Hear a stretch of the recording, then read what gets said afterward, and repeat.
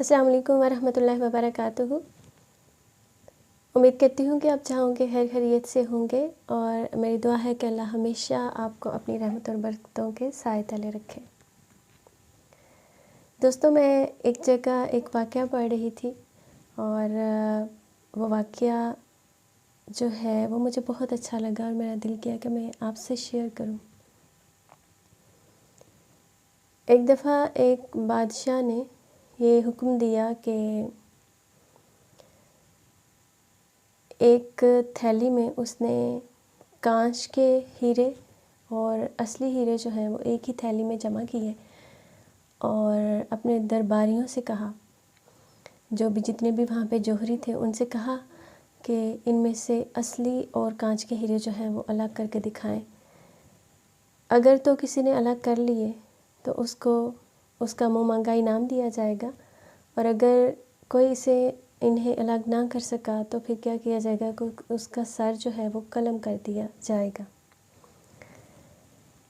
تو یہ اعلان سنتے ہی بہت سے جوہری جو تھے انہوں نے اپنی کوشش کی، لیکن تھوڑی ہی دیر میں جو 12 جوہری تھے وہ اپنا سر قلم کروا بیٹھے، لیکن ان میں سے ایک بھی اس مقصد میں کامیاب نہ ہو سکا۔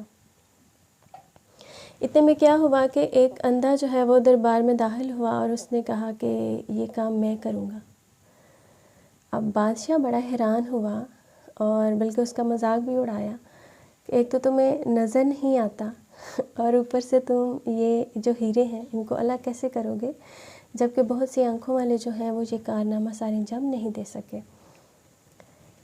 تو اس نے کہا کہ یہ کام میں آپ کو کر کے دکھاؤں گا۔ خیر، بادشاہ نے اس کو ایک موقع دیا، اور وہ محل سے ہیروں کی تھیلی اٹھا کے باہر نکل گیا۔ 1 گھنٹے کے بعد جب وہ واپس آیا تو اس کے ہاتھ میں کانچ کے ہیرے اور اصلی ہیرے الگ الگ اس نے پکڑے ہوئے تھے۔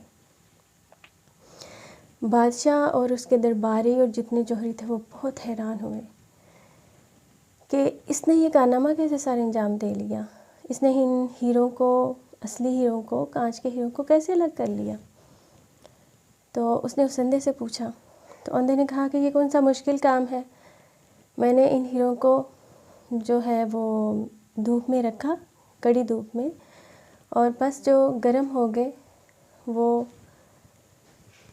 کانچ کے ہیرے تھے، اور جو نہ گرم ہوئے، جو گرمی کو، سورج کے تپش کو سہ گئے، وہ اصلی ہیرے تھے۔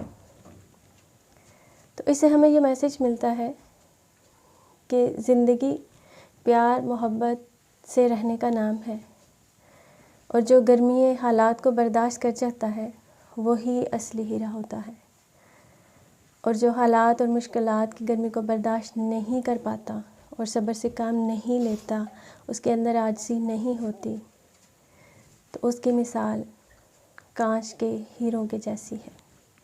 فیصلہ آپ کا ہے کہ آپ نے کیا بننا ہے، اصلی ہیرے یا کانچ کے ہیرے۔